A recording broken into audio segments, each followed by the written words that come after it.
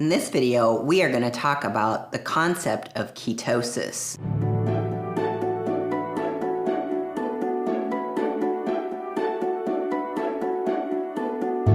In the standard American diet, we are mainly sugar burners. That means we live in a sugar-burning metabolism. That's right, too much grain, too much sugar, too much bread, too long, too strong, and all the time. And our body can never access fat as fuel. That's why we carry that little spare tire around the middle, is because our bodies can never access fuel because of the metabolism that we have set up in the system.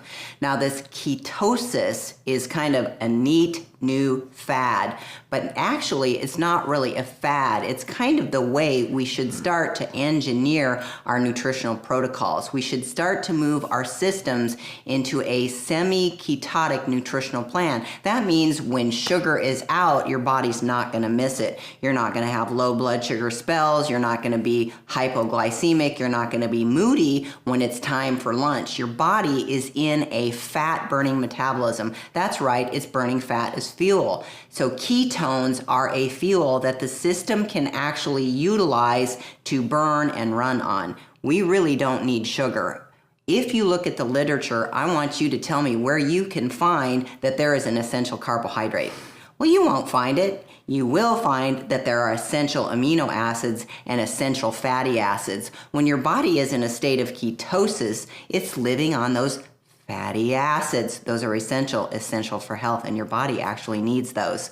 Ketosis is much different than ketoacidosis. Ketoacidosis is a syndrome that happens when a type 1 diabetic gets in trouble with no insulin.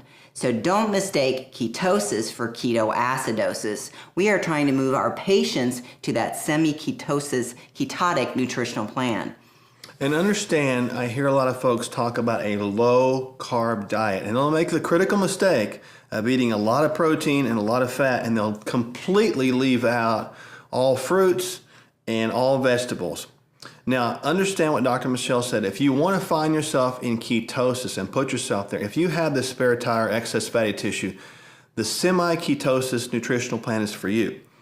And what you do to do this is you will reduce from the carbohydrate section the sugars, the grains, and breads, and you'll leave in the carbohydrate section a couple pieces of fruit a day and really a lot, 4 to 5 cups every day of just greens. I'm talking just greens, not potatoes or yams or sweet potatoes, just greens.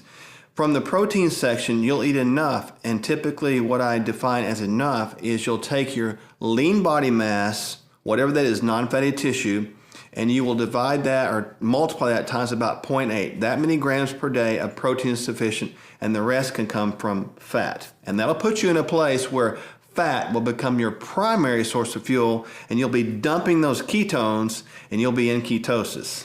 When you're in ketosis, what your body is doing is it's burning its own fat as fuel. When we have a lot of extra fat, that fat is inflammatory.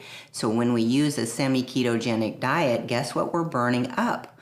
We're burning up inflammagens. They are going away, and we are freeing our system up. Not only that, for every pound we are overweight, it's 10 in our joints. So you take 10 pounds times 10, that's 100. How do we feel at the end of the day when we're carrying around an extra 100 pounds? Tired! But no one tells you that it might be coming from that excess weight and that excess inflammatory load that we're carrying from yellow fat. So the semi-ketotic diet is the way to go, so you can use your own fat as fuel and clean your system up.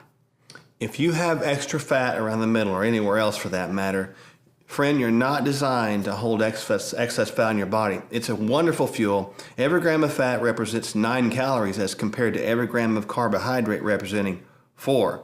Which one burns more efficient? Fat. And guess which one is preferred by the heart? Fat.